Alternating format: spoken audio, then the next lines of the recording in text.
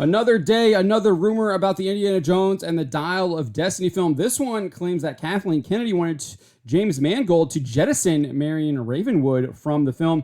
This rumor comes from Scooper WDW Pro, friend of the channel. He said that one of his sources informed him that, quote, Marion and Indy were together for this adventure again in the Spielberg scripts that were put together, and that when James Mangold came in, that he was heavily influenced by Kathleen Kennedy to drop Marion and switch to a younger woman who would be able to essentially act as the new lead, and then have Harrison Ford play the part of a broken kind of Indiana Jones. He added, in all fairness, I'm told that Harrison Ford was keen on that because he wanted to have a more hefty role in terms of pushing his acting abilities with Indiana Jones. He did not want to play the same Indy for a fifth time. And we actually have some comments from Karen Allen, the actress who plays Marion Ravenwood, that kind of corroborates this rumor a little bit.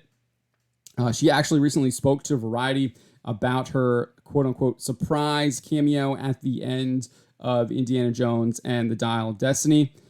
She was asked about what her role would have been in the Spielberg planned film. She said, I think because the last time you see Indy and Marion, they've gotten married.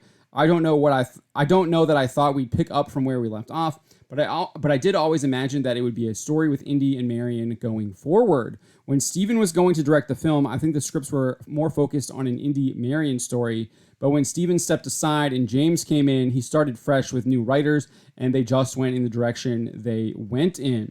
She went on to say they were going to tell a different story. That's not to say that I had ever read a script that Steven was working on, because I hadn't, but I just knew from conversations that we'd had that the ongoing story had involved Marion in a much bigger way than the story that they ended up with. So she went on to say she was asked about if she'd be interested in returning to the role of Marion as well, and I think this is kind of interesting what she says here. She says, absolutely. I don't necessarily think that this is something that's going to happen, but it would be delightful to play her again.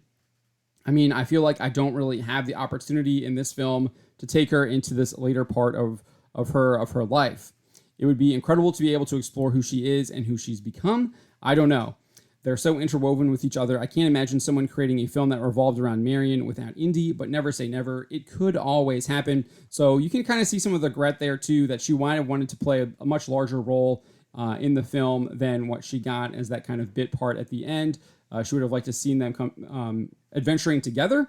That was what was kind of set up at the end of Kingdom of the Crystal Skull, is that them together married. So it would have been interesting to see them actually doing an adventure together. Maybe they weren't going to, you could say they didn't want to kind of fit in and live like an idyllic white picket fence lifestyle. These are two adventurers, and they wanted to continue doing their adventures, but this time they were going to do it as a family or something like that, and they're drawn back into the adventure.